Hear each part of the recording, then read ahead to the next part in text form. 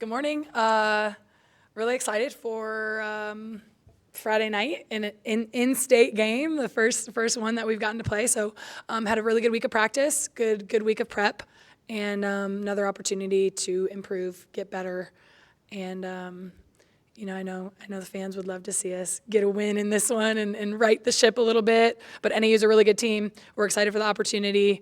They've got a really good player. Their coach is getting them to play extremely hard. So we know we've got a good challenge in front of us, and we're just excited for the opportunity. And about NAU, I mean, they've got a new coach this year, and getting used to entirely new things. So what do you see that they do well?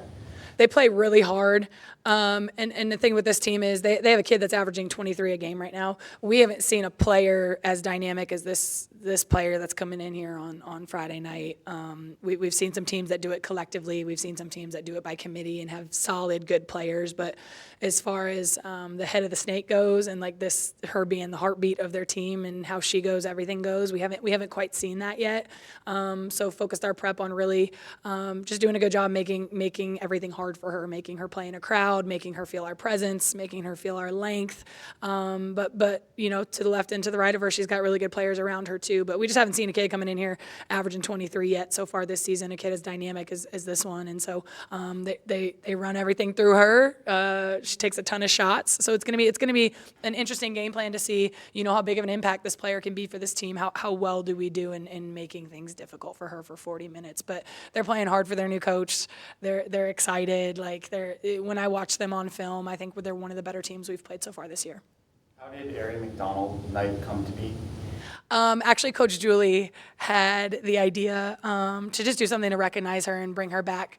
Aari has been such a big supporter since the moment we got this job. I mean, reached out immediately. Her and I go back and forth on social media, really often. And so she's just excited for the new direction of this program. She's excited about, obviously this being her alma mater and somebody that meant so much to this program. So the support that she's shown us from the very beginning since we got here has just been felt. And so we wanted to do something in return to make sure that we honor her and, being a couple years removed, make sure that we just remind everybody what she meant to this place, and no better way than to, really just committing an entire night to her in a game, and having her at the football game on Saturday is going to be amazing as well. So Julie came up with the idea. I thought it was absolutely incredible. So we just kind of went with it. Aari was super excited. We had to work around her schedule and what she's doing with her new team. And it just worked out. It worked out perfect. Administration's been great, just helping us get logistics figured out. But what better way to get a couple thousand more fans in these seats to come back and see Aari and celebrate her, and we'll do the same as a program. And how important is it to, like Sam was here when you were introduced, and then Aari, these players who were a big deal in the rebuilding of this program, getting them here? I feel like they were my players. Like, that's how much they've wrapped their arms around me, and like just the constant communication. I talk to Sam all the time. You just see the players that have stopped by the office or reached out or texted or emailed. I mean, it's really incredible. But specifically Sam and Aari and the players that meant so much to this program. It's not about who the head coach is sitting in that seat. It's about this place. It's about McHale. It's about the city of Tucson. It's about their experience here, and I think they'll be forever grateful for that. So it's just the least I can do to just continue to make them feel at home and make them feel welcome. But it's a really good feeling, because I'm sure there are places where a new head coach can come in and not feel that love from the really important alums, and I haven't been one of those. I've felt it from day one, and I'm just extremely grateful for that. Is there going to be an opportunity for Aari to talk to the team on Friday? Yes, we've got a whole kind of weekend plan for her. She's going to get some time to talk to the team. Obviously, she'll stop by practice. I think we're going to try to get her on the broadcast for the game, at least for a little bit. I'm sure she'll have some time before or during halftime to make sure we get her on the mic and talk to the fans. Don't quote me on any of these specifics, but she will absolutely have some time to engage and be heard by everybody, which I'm excited about. What is the value for your players to talk to somebody like that?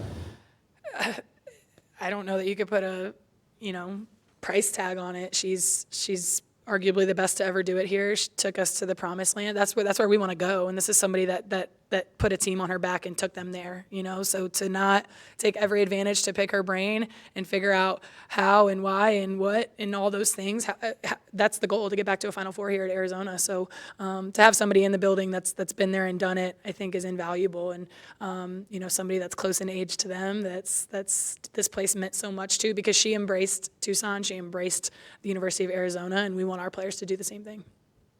We talked to Sumaya the other night about taking more shots. You had mentioned that you wanted her to do that.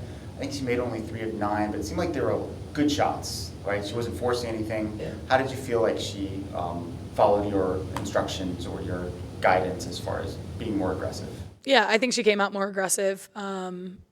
You know, she's taking good shots like we've talked about. It's not, she's not forced anything. She's not taking bad ones. And I just think she just needs to continue to stay the course. Samaya's small. Like she gets in there, she gets good looks. Like we got to finish. We got to finish through contact over length. And she got knocked down shots from the perimeter, which she did the other night. She took a really good 3. Off a loose ball situation. It was a super confident shot. I don't know if that I would have shot that, but it went in. And so just seeing her, you know, just taking the right shots and her teammates being supportive of the shots that she's taking, and just seeing that aggressive mindset come out with her a little bit more. She just needs to continue to work. It doesn't just happen overnight in one game. But she fouled out again. It just was a little later in the game, so thankful she hung in there a little bit longer. But we're still continuing to work through some of these things. But I think if you harp on it too long with players and you overdo it with them in terms of the conversations and the talk, she knows what she needs to do. I'm not one of those coaches that's just going to continue to harp on it day after day after day. We've had the conversations. She knows what needs to be done.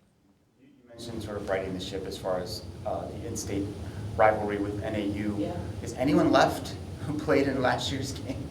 Yeah, I think, you know, you would normally use that as bulletin board material, right? I mean, they ain't got anybody left. We ain't got anybody left. So, there's 2 returners, I believe they have. One of them plays significant minutes this year, and then obviously we have Monteo who isn't playing for us yet. So, but did I tell our players what happened twice last year? Yes, I did. So. Are you interested in playing Grand Canyon in the future in the non-con, just because it's a bus ride? You don't have to get on a plane. Yeah, absolutely. I think all options are open. Our goal in scheduling in the future is, what is the best path for us to be in the NCAA tournament? You know, that is our number one priority is what is the best path, strength of schedule, net, RPI, all of those things, home games, road games, neutral site, tournaments. Like, and I've got a little team within the office that's working really, really hard on just figuring out a plan for scheduling moving forward and what is the best path for us to make the NCAA tournament, because that's what we're here to do. When you think about that, do you think wins are more important or a really strong schedule? I mean, because sometimes you have to decide. Yeah. It's there's so much more to it than you would ever imagine or believe. So we've got Michelle Marciniak, Julie, and then we've got one of our GAs, Delaney. That's my little scheduling squad. They put a PowerPoint presentation together for me. We were in there for an hour and a half the other day going over it, the mathematical numbers and this, like, you wouldn't believe. I mean, it was 25 slides long about what scheduling looks like next year for us. I don't think anybody has it completely figured out, but if you do it the right way and you study it enough, you can figure out your best path. So it's not just the home games, road games, the wins, the losses. It's the are you playing a quad 1 team? Are you playing a quad 4 team? Are you playing at a neutral site? Are you, like, there's so many different things than how you do in the conference. Like, it's so much more elaborate than anybody thinks. So we're going to put together a schedule that obviously we can get the most wins possible next year while trying our best to make sure we make the NCAA tournament. Fan emailed me asking about Freddie and how come she hasn't played. How would you describe where she's at as far as getting minutes? Yeah, just inconsistent, and I tell her the 2 things for me are consistency and reliability, and I don't think she's done either one of those at a high enough level. And I sit in my office and tell her those 2 words all the time: be consistent, be reliable. I need you to do those 2 things. Freddie's got a lot of talent, but gets in her own way sometimes. And if she can be consistent every day at practice and she can be reliable, then she will earn opportunities. But just still working with her from those standpoints, because Freddie really could help us. But I'm not a coach that's just going to play the people that are talented. Do you practice hard every day? Are you reliable? Are you consistent? Are you a great teammate? Are you all of those things? You know what I mean? And so I hope she comes around. I hope she earns the opportunity. But like us, everything in this program is earned. Nothing is ever given. And so that won't be changing. Are you done with 2026 high school kids, or could there be another addition or two? Yeah, there could always. We're never done in recruiting. So if somebody's good enough, I'm all ears. We have one that we're waiting. We're down to her top 4 or 5, I believe. She's making a decision, I think, a little bit later. So I know we're a finalist for her. But there could be an international 2026 true freshman, like an MJ situation that comes late. In this. After our season, you just never know. But what I would say is we are never done recruiting ever. So if somebody pops up or there's a situation or whatever the case may be, you're never going to just close the door on any opportunity for a good player. In this day and age, how much weight do you give to freshman class versus portal?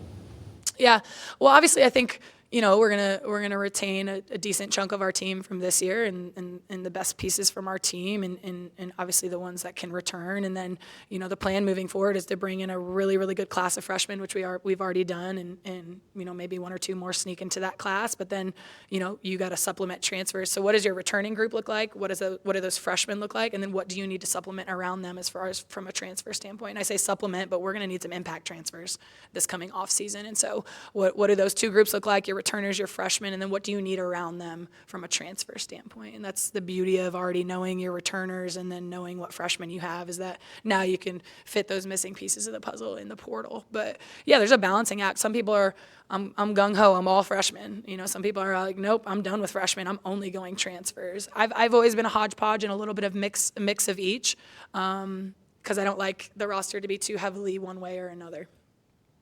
Getting back to Aari, she's an undersized guard, would that be fair to say? Which is kind of like how your team is, little smaller players, scrappy players. Do you think there's some inspiration that they can take when she walks in the room and maybe they see, hey, she's about the same size as we are? I sure hope so. Now, Aari's strong. I mean, I gave the kid a hug. I mean, she got some muscle on her. But yeah, absolutely. If Samaya and Lonnie can't look at her and be like, holy cow, look what she was able to do here at Arizona at her our size, and just draw some inspiration from that. She was able to be one of the most dynamic players in the country at 6, 7. So yeah, I would hope, especially Samaya and Lonnie, should look at her and just be completely inspired, which I know they already are. Thank you, guys.